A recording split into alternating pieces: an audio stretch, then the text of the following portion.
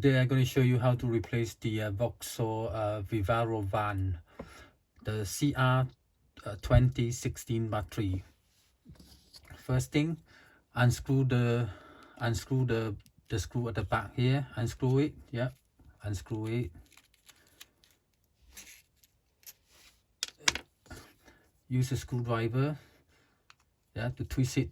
To twist this open. Okay.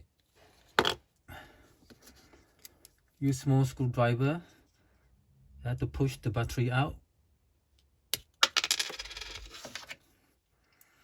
CR 2016 battery. Okay, to replace it, yep, press it. Yeah, go in like that.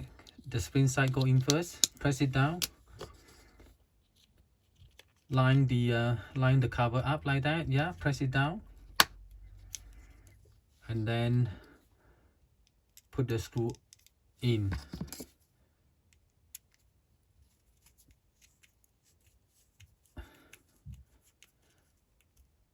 That's it. It's done. Yeah, this is a Vauxhall Vivaro van. Okay, thank you. Please subscribe to the channel. Thank you.